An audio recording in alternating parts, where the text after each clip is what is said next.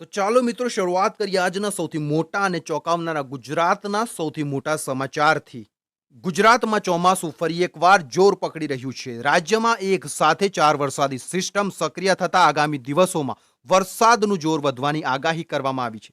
હવામાન વિભાગના જણાવ્યા પ્રમાણે 15 ઓગસ્ટ સુધી રાજ્યના અનેક વિસ્તારોમાં સાર્વત્રિક વરસાદની શક્યતા છે. એટલે આગામી દિવસોમાં ગુજરાતના કયા વિસ્તારોમાં વરસાદનું જોર વધી શકે છે તેના પર સૌની નજર રહેશે.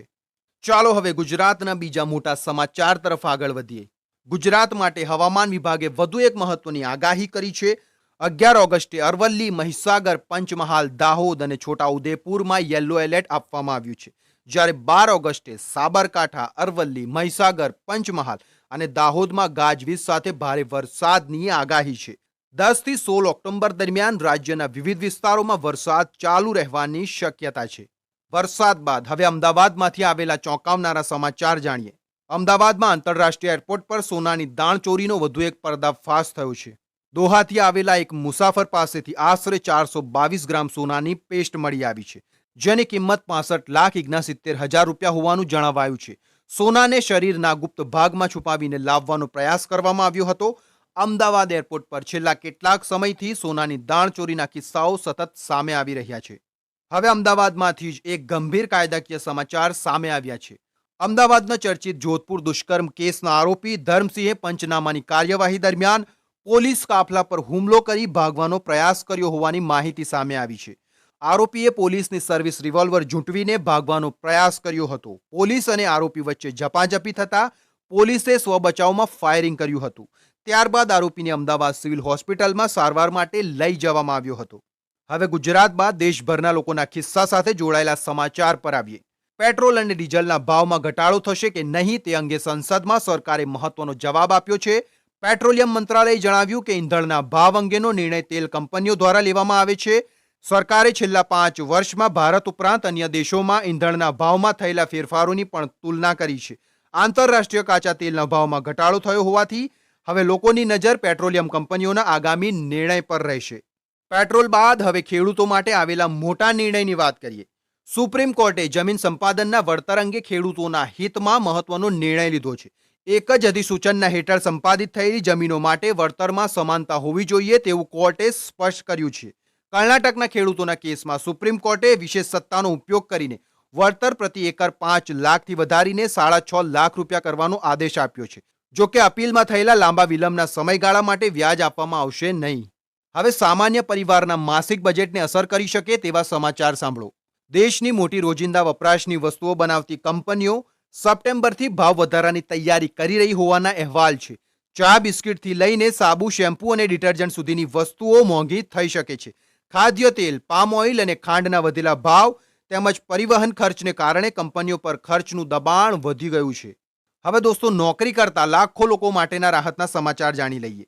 રેલવે બોર્ડે બિનરાજપત્રિત કર્મચારીઓ માટે નવી સંકલિત માર્ગદર્શિકા જાહેર કરી છે. નવી નીતિ હેઠળ નોકરી કરતા પતિ પત્ની એક જ સ્થળે અથવા શક્ય તેટલા નજીકના સ્ટેશન પર પોસ્ટિંગ આપવા અંગે સહાનુભૂતિપૂર્વક વિચાર કરવાનો નિર્દેશ આપવામાં આવ્યો છે.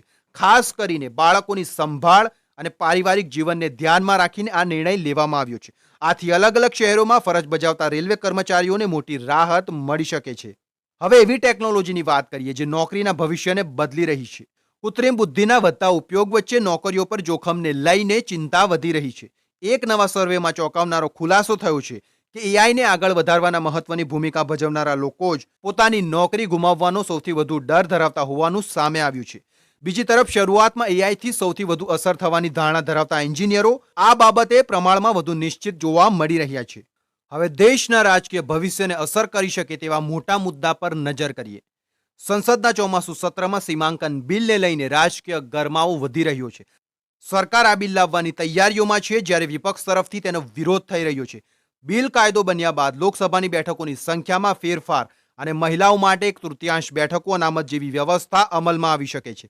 જો આ સત્રમાં બિલ પસાર નહીં થાય તો 2029 સુધી તેના અમલને લઈને મુશ્કેલી ઊભી થઈ શકે છે. હવે વિદ્યાર્થીઓના આંદોલનથી ગરમાયેલા ઝારખંડના સમાચાર તરફ આવીએ. રાંચીમાં પેપર લીક મુદ્દે વિદ્યાર્થી આંદોલને ઉગ્ર સ્વરૂપ ધારણ કર્યું છે. વિદ્યાર્થીઓ વિધાનસભાનો ઘેરાવ કરવા નીકળ્યા હતા, જેને રોકવા માટે પોલીસે લાઠીચાર્જ અને પાણીનો મારો કર્યો. આ દરમિયાન વિદ્યાર્થીઓ રાષ્ટ્રગાન ગાતા જોવા મળ્યા હતા. અહેવાલ મુજબ વિદ્યાર્થીઓએ 6 બેરિકેડ તોડી નાખ્યા છે અને પરીક્ષાની ગેરરીતિની સીબીઆઈ તપાસની માંગ કરી રહ્યા છે. ભાજપના નેતાઓ સહિત અનેક લોકોની અટકાયત પણ કરવામાં આવી છે. ત્યાર પછી દોસ્તો આ જ આંદોલનને લઈને હવે રાજકારણ પણ ગરમાયું છે, તેની વાત કરી લઈએ. ઝારખંડમાં પેપર લીકના આરોપો વચ્ચે ભાજપે વિદ્યાર્થી આંદોલનને સમર્થન આપ્યું છે. વિદ્યાર્થીઓ જેએસએસસી સીજીએલ પરીક્ષાની સીબીઆઈ તપાસ અને પરીક્ષા રદ કરવાની માંગ કરી રહ્યા છે. બીજી તરફ સત્તાધારી પક્ષે ભાજપ પર આંદોલનને રાજકીય ફાયદા માટે હાઈજેક કરવાનો આરોપ લગાવ્યો છે. હવે આ જ મુદ્દે સરકારના સંભવિત મોટા નિર્ણય પર નજર કરીએ. ઝારખંડમાં વિદ્યાર્થીઓ અને સરકાર વચ્ચેની વાટાઘાટોમાં અનેક મહત્વના મુદ્દાઓ પર સહમતિ બનતી હોવાના અહેવાલ છે. જેમ કે જેપીએસસી પરીક્ષામાં ગેરરીતિ અને નાણાકીય લેવડ દેવડના આરોપોની તપાસ એન્ફોર્સમેન્ટ ડિરેક્ટરો પાસે કરાવવા અંગે સરકાર સંમત થવાની તૈયારીઓમાં હોવાનું જણાવાયું છે. આ ઉપરાંત વિદ્યાર્થીઓની અન્ય માંગણીઓ પર પણ સરકાર તરફથી નિર્ણય લેવાની તૈયારી દર્શાવવામાં આવી છે. હવે દેશના રોજગાર અને મેન્યુફેક્ચરિંગ ક્ષેત્રને અસર કરી શકે તેવા મોટા નિર્ણયની વાત કરીએ. ભારતને મેન્યુફેક્ચરિંગ અને ટેકનોલોજીનું મોટું કેન્દ્ર બનાવવાના હેતુથી ટેક્સ નીતિમાં મહત્વના ફેરફારો કરવામાં આવી રહ્યા છે. લોકસભામાં પસાર થયેલા સુધારા બિલમાં ખાસ કરીને ડેટા સેન્ટર અને ઇલેક્ટ્રોનિક્સ મેન્યુફેક્ચરિંગ જેવા ક્ષેત્રો પર ધ્યાન આપવામાં આવ્યું છે. સરકારનો હેતુ વૈશ્વિક ટેક કંપનીઓને ભારતમાં લાંબા ગાળાના રોકાણ માટે આકર્ષવાનો છે, જેના કારણે મેન્યુફેક્ચરિંગ અને રોજગારીની તકો વધવાની આશા છે. હવે વાત કરીએ દેશની બહાર બનેલી એક ચોંકાવનારી ઘટનાની. અમેરિકાના એરિઝોનામાં 20 વર્ષીય ભારતીય યુવક વરુણ બાચીગારીની ધરપકડ કરવામાં આવી છે. તેના પર 19 વર્ષીય ગર્લફ્રેન્ડ જુલિસા રૂબીસાલાજારીની હત્યા કરવાનો આરોપ છે. જુલિસાનો મૃતદેહ યુનિવર્સિટી ઓફ એરિઝોના નજીક મળ્યો હતો. આરોપી જર્મની ભાગી ગયો હતો અને બર્લિનમાંથી તેને પકડી લેવામાં આવ્યો છે. હવે તેને એરિઝોના લઈ જઈને હત્યા કેસમાં કાર્યવાહી કરવામાં આવશે. હવે સ્વતંત્રતા દિવસ પહેલા દિલ્હીમાં કેટલી કડક સુરક્ષા ગોઠવાઈ છે તે જાણીએ. સ્વતંત્રતા દિવસના કાર્યક્રમને ધ્યાનમાં રાખીને દિલ્હીના લાલ કિલ્લા પર સુરક્ષા વ્યવસ્થા વધુ કડક બનાવવામાં આવી છે. વિવિધ સુરક્ષા એજન્સીઓના આશરે 15 થી 20,000 જવાનો તૈનાત રહેશે. આ ઉપરાંત 1,000 થી વધુ સીસીટીવી કેમેરા દ્વારા નજર રાખવામાં આવશે. માનવબળ અને ટેકનિકલ સુરક્ષા એમ 2 સ્તરે સમગ્ર વ્યવસ્થા ગોઠવવામાં આવી રહી છે. સુરક્ષા બાદ હવે વડાપ્રધાન મોદીની દેશવાસીઓને કરાયેલી ખાસ અપીલ જાણીએ. દેશના 80મા સ્વતંત્રતા દિવસ પહેલા વડાપ્રધાન નરેન્દ્ર મોદીએ દેશવાસીઓને હર ઘર તિરંગા અભિયાનમાં જોડાવવાની અપીલ કરી છે. તેમણે લોકોને પોતાના ઘરો પર તિરંગો લહેરાવવા અને અભિયાનમાં ઉત્સાહપૂર્વક ભાગ લેવા કહ્યું છે. વડાપ્રધાનના જણાવ્યા પ્રમાણે તિરંગો દેશના ગૌરવનું પ્રતીક છે અને દરેક નાગરિકને દેશ માટે શ્રેષ્ઠ યોગદાન આપવા પ્રેરણા આપે છે. હવે મધ્યપ્રદેશમાંથી આવેલા એક અત્યંત દુઃખદ સમાચાર જાણીએ.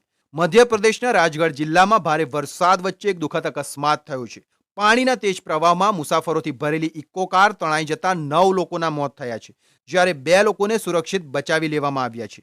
અહેવાલ મુજબ નાળામાં પાણીનો પ્રવાહ ખૂબ જ તેજ હતો, છતાં વાહન ચાલકે સ્થાનિકોની ચેતવણી અવગણીને પસાર થવાનો પ્રયાસ કર્યો હતો. આ દરમિયાન કાર પાણીમાં તણાઈ ગઈ હતી. હવે દુનિયાના 2 દેશો વચ્ચે ફરી વધેલા યુદ્ધના તણાવ પર નજર કરીએ. રશિયા અને યુક્રેન વચ્ચે ફરી ભારે હુમલાઓ થયા છે. બંને દેશોએ રાતોરાત એકબીજાના વિસ્તારોને નિશાન બનાવ્યા હોવાના અહેવાલ છે. હુમલાઓમાં અનેક લોકો માર્યા ગયા અને ઘાયલ થયા છે. યુક્રેન રશિયન મિસાઇલો સામે અમેરિકન પેટ્રિયટ જેવી હવાઈ સંરક્ષણ પ્રણાલીઓનો ઉપયોગ કરે છે, પરંતુ ઇન્ટરસેપ્ટની અછત હજુ પણ મોટો પડકાર બની રહી છે. હવે અંત તરફ જતા દિલ્હીના યમુના જળસ્તરનો મહત્વનો અપડેટ જાણીએ. દિલ્હીના જૂના રેલવે બ્રિજ પાસે યમુનાનું જળસ્તર 203.2 મીટર સુધી પહોંચી ગયું છે, જ્યારે ચેતવણી સપાટી 204.5 મીટર છે. ઉત્તર ભારત અને પહાડી વિસ્તારોમાં ભારે વરસાદ તથા હાથડીકુંજ બેરેજમાંથી છોડવામાં આવતા પાણીને કારણે જળસ્તરમાં વધારો થઈ રહ્યો છે. હાલ પાણી ભયજનક સપાટીથી નીચે છે, પરંતુ નીચાણવાળા વિસ્તારોમાં રહેતા લોકોને સાવચેત રહેવાની અપીલ કરવામાં આવી છે. તો દોસ્તો, હાલ પૂરતા આપણા વિડીયોને આપણે અહીં પૂરો કરીએ છીએ. મળશું એક નવી માહિતી અને એક નવા વિડીયો સાથે. આમાંથી તમને કયો સમાચાર સૌથી મહત્વનો લાગ્યો તે કોમેન્ટમાં જરૂરથી જણાવજો અને આવા જ મહત્વના સમાચાર માટે ચેનલને સબસ્ક્રાઇબ કરવાનું ભૂલતા નહીં.